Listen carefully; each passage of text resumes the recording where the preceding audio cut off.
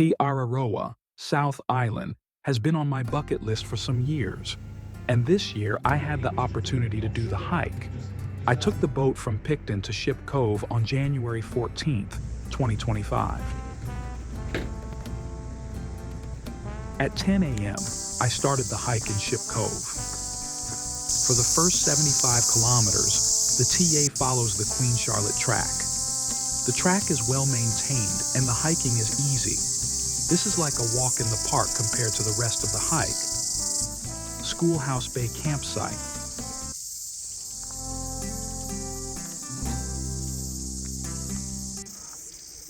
I stopped at Resolution Bay Cabins for lunch.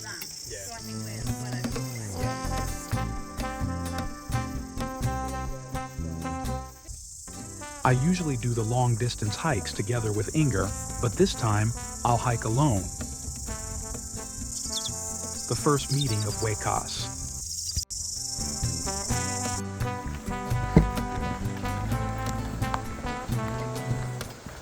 I had booked a tent site after 28 kilometers at Camp Bay Campground. Today it is cloudy and there may actually be some rain.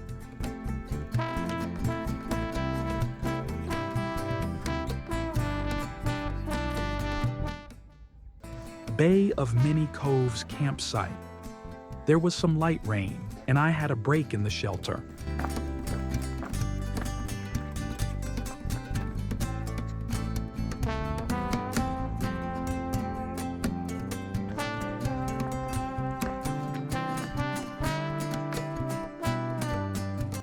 After 18 kilometers, I arrived at Black Rock campsite.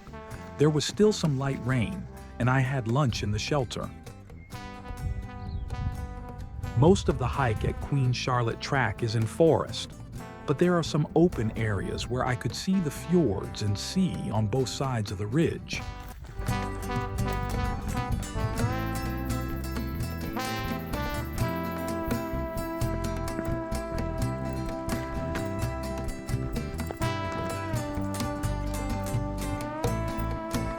The trail is wide, smooth, and easy to walk on. The trail leaves the hills and descends to the sea and Davies Bay campsite. Shortly after, Anakiwa follows.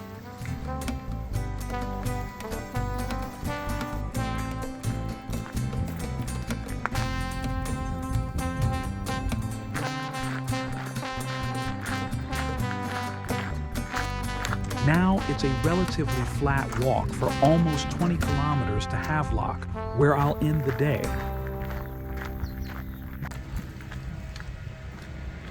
Along the trail, there are great views of Mahakipawa Arm and Pelorus Sound.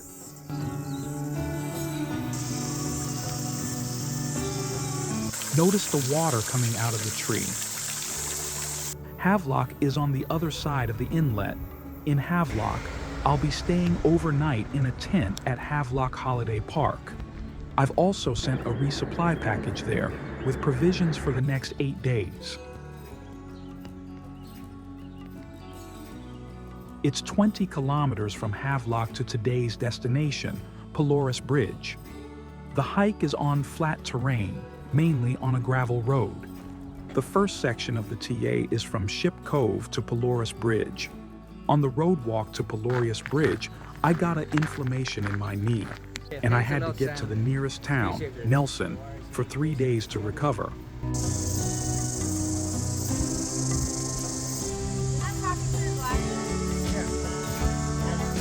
The next leg is from Pelorus Bridge to St. Arnaud. It's 140 kilometers and goes through the Richmond Range, which is considered the most demanding section on the entire South Island. After 14 kilometers on the gravel road, it was finally time to hike on a trail, the first of many suspension bridges, which are called swing bridges in New Zealand. Check out the amazing color of the Pelorus River.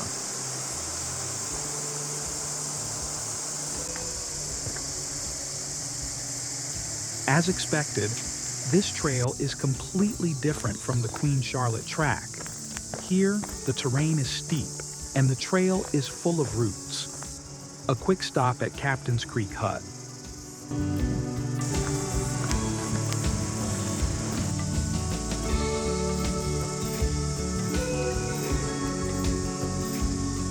I spent the night in my tent outside Middy Creek Hut.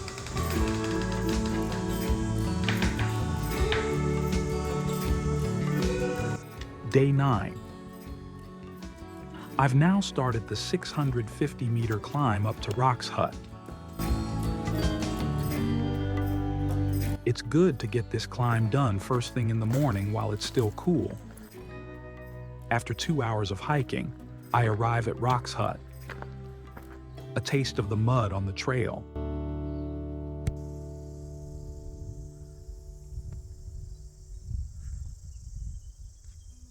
I'm now hiking along a ridge and finally got some views. Today's destination is Hackett Hut, where I chose to stay inside the hut. Day 10. It was a long and steep climb of over 900 meters up to Starvall Hut.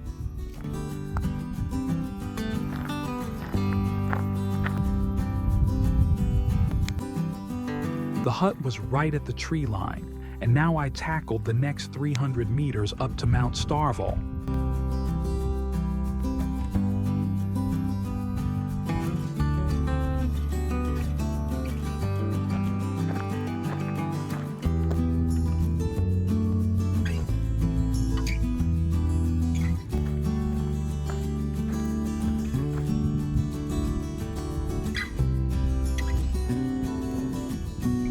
The trail descends to Slady Hut before continuing up to the ridge we see in the background.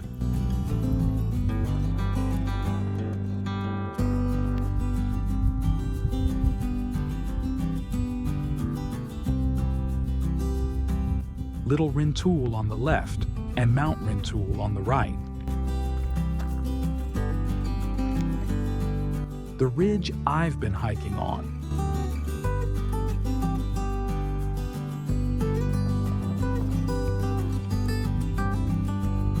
I've done most of the climb up to Little Rintoul and can see the route ahead to Mount Rintoul, the steepest and most exposed section up to Little Rintoul. A fall here could be fatal. It's a steep descent on loose sand, rocks and gravel before tackling the 330 meters up to Mount Rintoul. View towards Little Rintoul on the way up to Mount Rintoul. There are dark clouds to the southwest, and rain is forecast for tonight and the next few days. I had originally planned to go over Mount Rintoul tomorrow, but I want to do it today before the rain comes. Day 11. As expected, it rained and was foggy today. I'm glad I'm not on Mount Rintoul right now. Evan from the US, here doing the TA, day 6. Very soggy, muddy, but a lot of fun. Paulina from Finland, just doing the Richmond ranges. It's day 3. Still feeling quite good. A swallow's nest in the hut.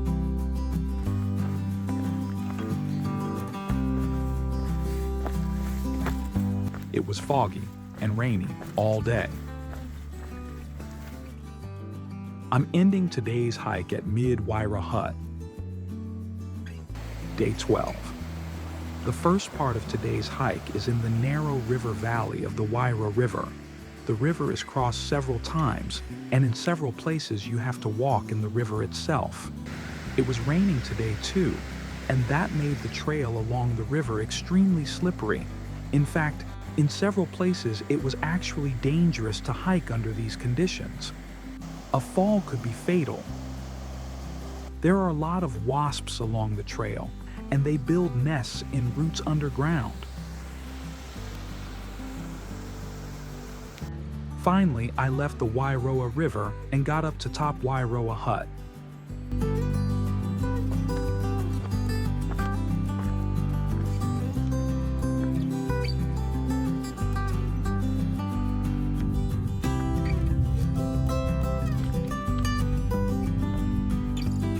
Now It's a hike above the tree line up to Mount Ellis.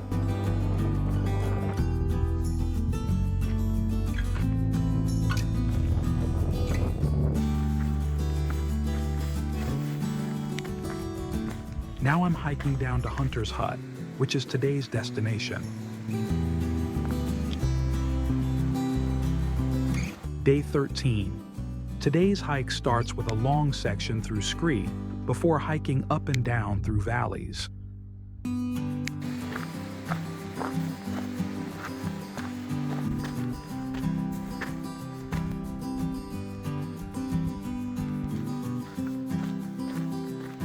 These muddy sections are no fun. Porter's Creek Hut, where I'm taking a short lunch break.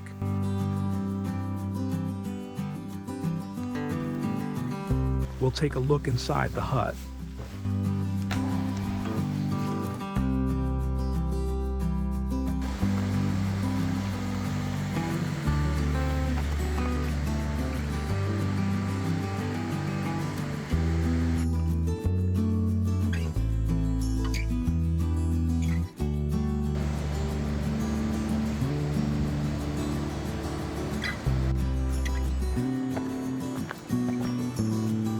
I came to the Motueka River, which I tried to cross, but had to abort.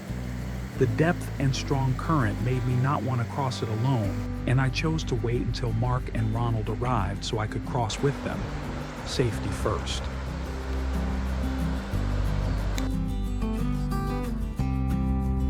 Red Hills Hut.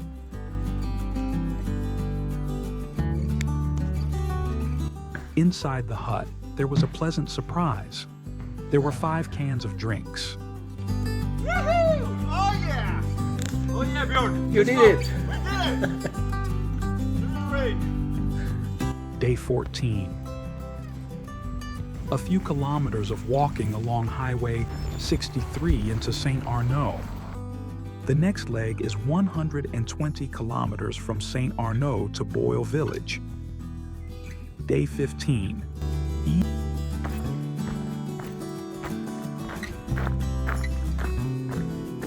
Easy hiking along Lake Rotowiti and further up Travers Valley.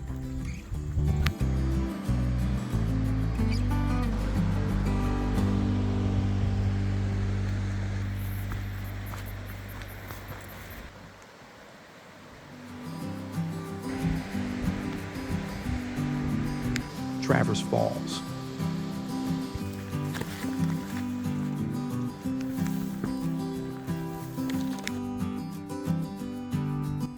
Upper Travers Hut is located at the tree line, and I finally got a proper view of the stunning alpine peaks surrounding the valley. Day 16. I start before sunrise, following the trail up into the head of the valley.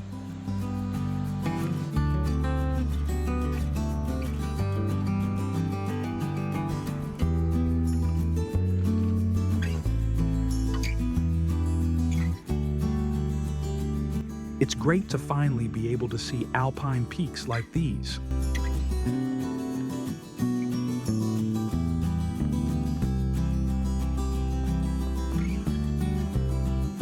At Travers Saddle.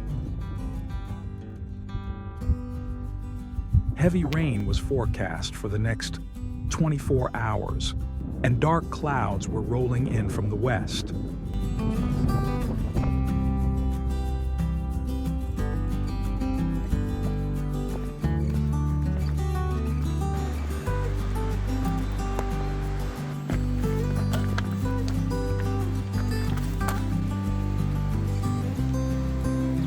There's been a flood here at some point.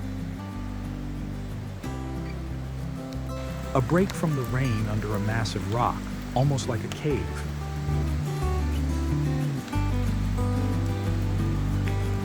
It started raining at 11 a.m., and it rained continuously until 3 a.m. the next day. I spent the night at the overcrowded Blue Lake Hut. There were over 20 hikers waiting for the rain to stop. Day 17. Kathy and I were the first hikers out the door at 6:30 a.m. We had agreed to hike over the pass together. The rain had stopped, but it was still densely foggy. We didn't see much of the amazing color in Lake Constance, but we saw the result of over 12 hours of rain.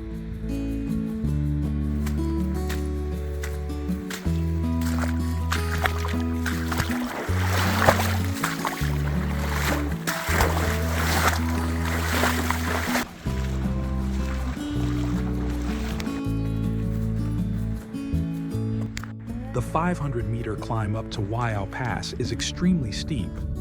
It was foggy on the north side of the pass, but thankfully not on the south side.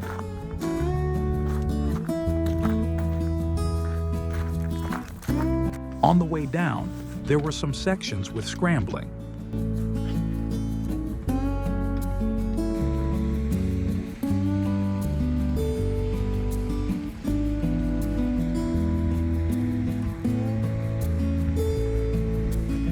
There's fog in the valley we're heading down into.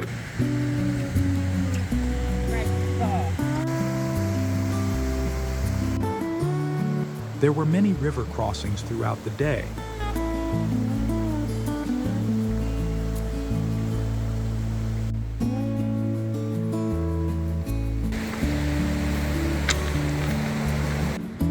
We encountered long, difficult sections of scree and talus. Finally, the valley flattened out and the hiking became easy.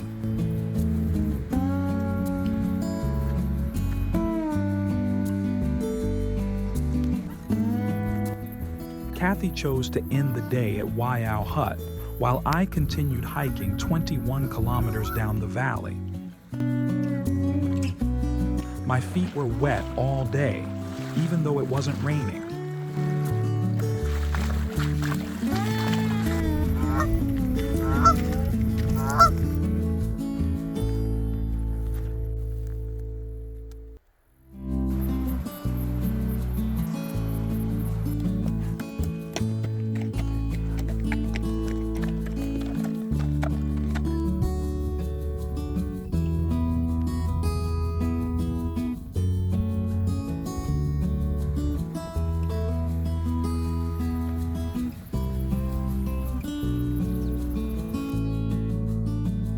I set up my tent in the shade under a tree.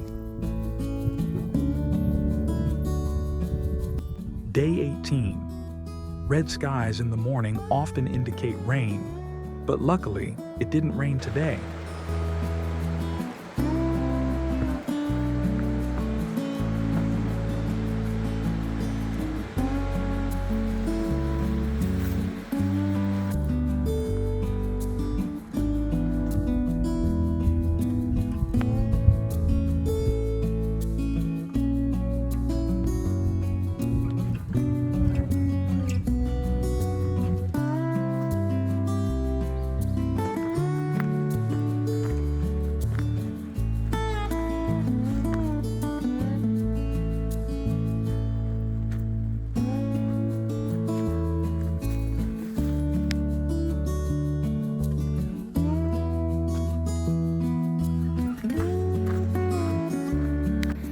Today's hike was through easy, beautiful terrain in open country, and I ended the day at Boyle Village.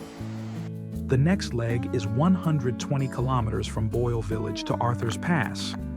Many people choose to go to Hanmer Springs for resupply, but I had enough food to continue to Arthur's Pass. Day 19, February 1st.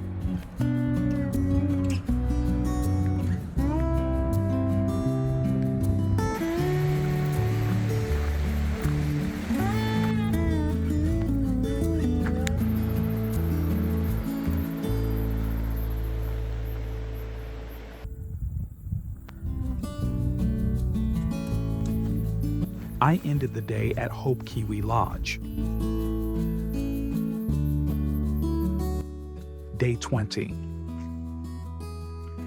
As usual, I start hiking before sunrise, and there was fog in the valley floor.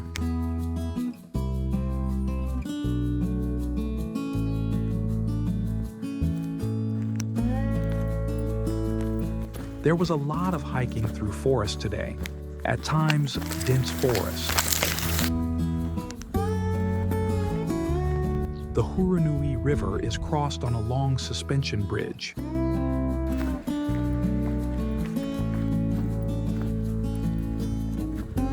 Lunch at Hurunui Hut.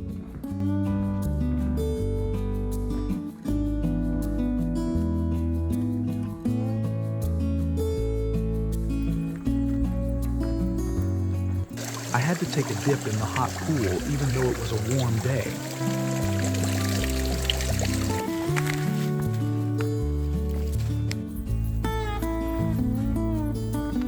Day 21. A bridge of the simple kind. I saw this bird species often on the trail.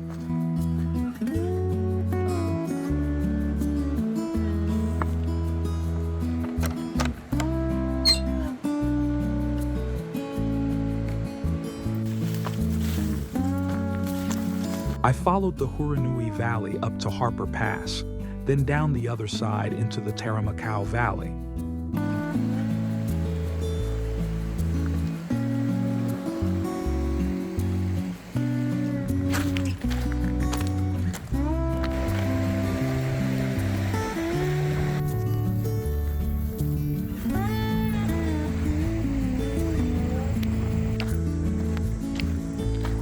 I spent the night in my tent 5 kilometers after passing Kiwi Hut. Day 22.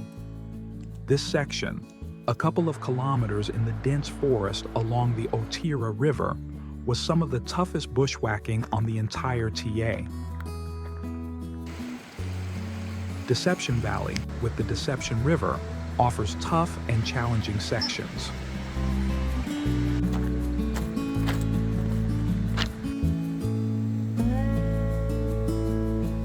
The river has to be crossed countless times, and in several places, you have to walk in the river itself.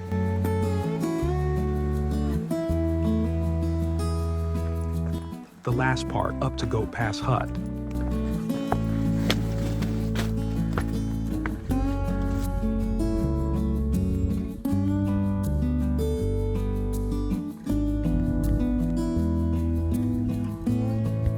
The hut is idyllically situated just below Goat Pass. Day 23.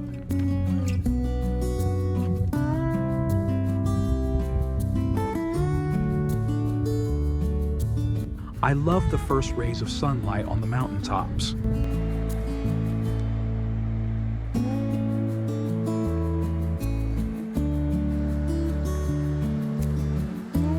It was 4 kilometers along the road up to Arthur's Pass, where I resupplied before continuing my hike.